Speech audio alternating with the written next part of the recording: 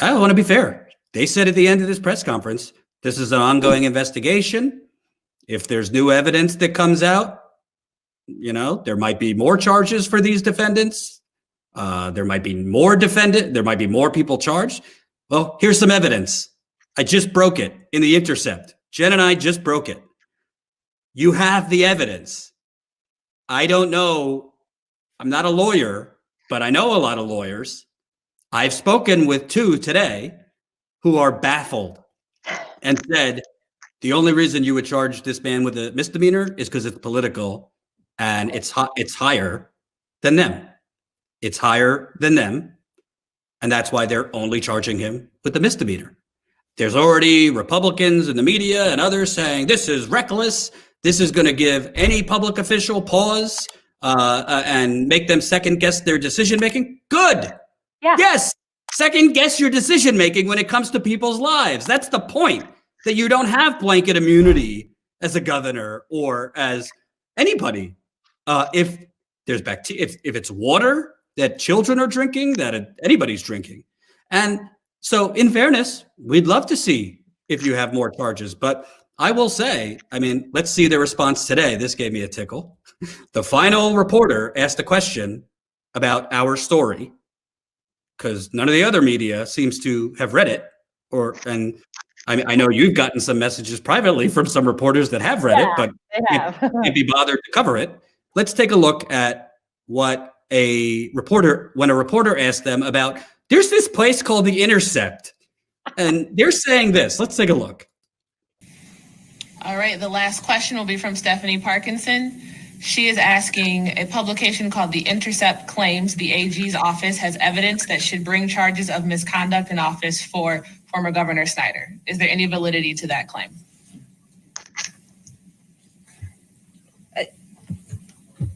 Again, like we've stated before, we followed the evidence in this case.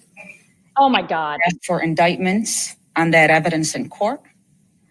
And other than that, I can't comment on anything else that came out during the grand jury testimony.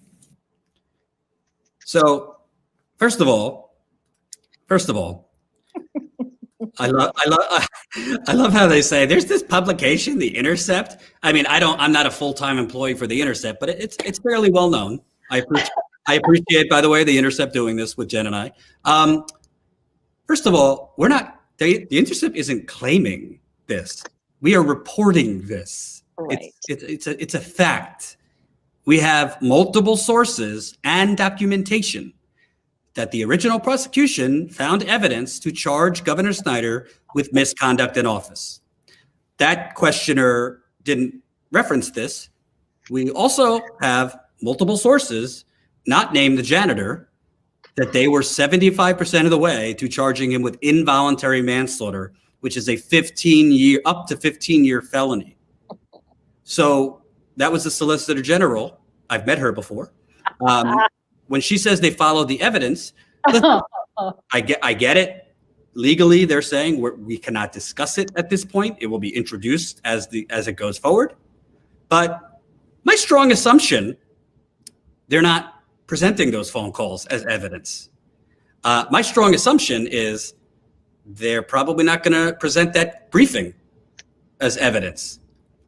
I also have questions on why was there no charges for Governor Snyder's chief of staff, who is all over those phone calls. And by the way, if you're watching, Mr. Muchmore, I have more of your phone calls that are not in this story. So stay tuned for that. Where is the charges against the head of the environmental department, Dan Wyant, who became very emotional when the investigators presented him with this governor's briefing that said Legionella? And I reported in that story, Dan Wyant, at the end of October 2014, Melissa, you didn't know this, he met with City of Flint officials and they talked at a meeting about Legionella a few days before Governor Snyder's reelection. So the environmental department director knew there was an outbreak. Who does the environmental department director report to, Melissa? That would be, the governor. So The nerve. Again, I know that journalists are supposed to be neutral robots and have no opinion. Here's my opinion. I have facts, and based off those facts, I do have an opinion. And my opinion is this. We're going on 7 years, okay? And I'm not saying Flint is the only story in America. I'm not saying Flint is the only place with poisoning. But I will say this. Most poisonings are not acute. They happen over time. Libby, Montana was acute. It was an asbestos crisis. You know the difference between Flint and Libby, Montana? Libby, Montana is 96% white. And Libby, Montana, through Obamacare, got Medicare for all for its citizens. Flint, Michigan, let me not speak for Flint. Melissa, what is Flint? Flint is more than half. It's actually half African-American, and also we're a majority brown and black city with a lot of immigrants. And what's funny also, during the time of, when there was we had Syrian refugees, Snyder actually collected federal funds to bring the Syrian refugees to Michigan and get them housed for asylum, all that great stuff. He put them in Flint, in the middle of a water crisis that he knew was killing people, and gave them nothing to warn them in their language. So extra murder there as well. But that was intentional. So yeah, we're a majority minority city. We, I believe, are still, we have the highest poverty level in the country, and the highest poverty level for children in the United States. And we've been begging for Medicare for all, like Libby, Montana. We've been demanding to not have to pay poison water bills, because consumers usually don't have to pay for poison products. And we've been demanding that they replace all of the things they broke, meaning the infrastructure in the streets, in our homes, and also how about our bodies, and provide us with healthcare, chelation therapy for the people who actually are able to go through with it. And I don't know, set the guilty people in jail, so that way when we say Flint Lives Matter, that they actually do. So yeah, we don't get this because we're poor, majority, minority. I mean, hell, they were surprised that we even bothered to fight back, because the Flint water crisis joined people. Like, I mean, I was a music promoter. I mean, band manager. I was in PR and marketing, for God's sake. A much more fun life. And we joined across geographic lines, economic lines, racial lines, education lines, all of those things, to fight back. And in the words of the great Claire McClinton, who is an organizer here in Flint, they poisoned the wrong city. And yeah, so we've been fighting, and it's been, raising the alarms for cities all across the country. But here's the problem. Well, a lot of cities are getting fixed faster than us, so I mean, we're happy for them. But also, if Flint goes unfixed and people do not get punished properly, we are not made whole, and that justice is not found in Flint, with all of the attention and everything and all the facts right in front of them, the next city who gets poisoned for profit is going to go through the same thing, except it's going to be a hell of a lot easier to hide it. And it's going to be a hell of a lot easier to get it through, since people have, apparently in the media, have Flint fatigue. Try living here. And nobody seems to care about what happens to little old Flint, or they just assume we're fixed since, mainstream media has, left us, unless something happens here and there or whatever. But yeah, that's the biggest thing. And also, that should answer the question people have asked, like, why don't you move? One, it's my house and I didn't poison my shit. Two, if we leave, they win. They get what they want. They get to gentrify and move us out. But also, I've traveled all over North America to help other cities organize with their water contamination and water quality and water access issues.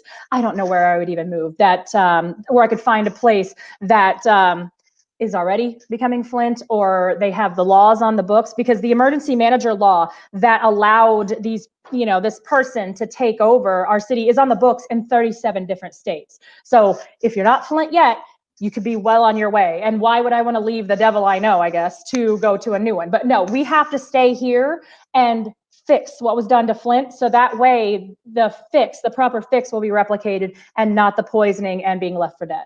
And by the way, let's say you wanted to move. Who the hell's going to buy your house? Yeah, I could put a listing up and be like, well, we've had to gut my kitchen because the water ate through some of the fixtures, and we had leaks we didn't realize that warped the floors in my 110-year-old house. We had to take out all the cabinets and all that stuff, and we're still not done because, COVID got me and stuff like that. And so I'm sorry I keep itching. I just had a heart monitor implanted yesterday, and it's bugging me. But the thing is that I don't see realtors going out there being like, hey, why don't you come buy this house? It poisoned my family. It'll be good fun for you too. You can can learn how to use bottled water for everything and try to have some kind of dignity with it. I want to ask you a few lightning round questions because I know you got to go. First of all, I think this is extremely important because the media keeps pushing this bullshit propaganda. They keep talking that the water's safe. Now it's just a trust issue. Now it's just your mayor, by the way, keeps pushing this. None of the water's meeting regulations. It's safe again, but it's a trust issue. We need to regain trust. Melissa, is the water safe? And when I ask that, are people still in Flint getting rashes? Are people still losing hair when they shower? Are people still experiencing burning when they shower? Are people still smelling smelly water? Are people still seeing discolored water?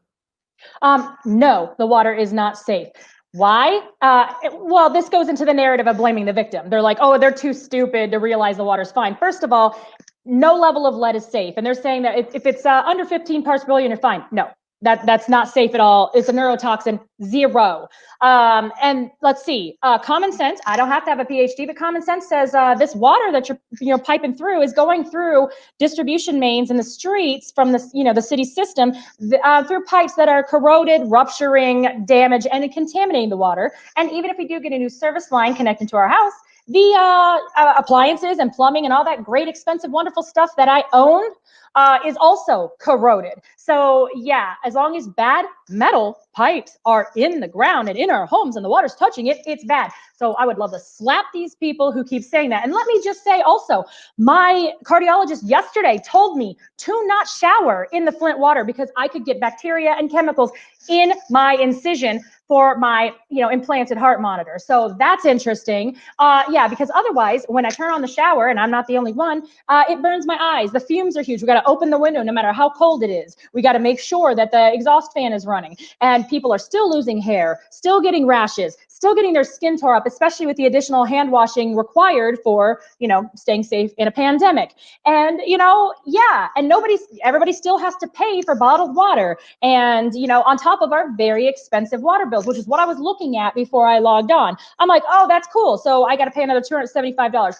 1 month, people. So yeah, we pay $275 and then have to buy bottled water because even if we don't have PhDs, my skin's bubbling up. My kids are getting rashes. My hair's still falling out. And my cardiologist says, do not get, Flint water on your wound. So kind of important there. And yeah, also when the same people who poisoned us and are covered it up are telling you that, oh, hey, everything's fine now. You think you should believe them because, oh yeah, they got busted lying before. And again, if I go shoot somebody and then I tell you that I blew the guy's head off, but he's fine, he's gonna get up walking around, why would you listen to me? I'm the criminal who did this. Hope you enjoyed that last video. Hop on over to statuscoup.com where you can sign up for our email list and become a member for as low as $5 to $10 a month. Membership is how we grow. That's statuscoup.com/join. And remember, join our email list so we can grow the revolution with you.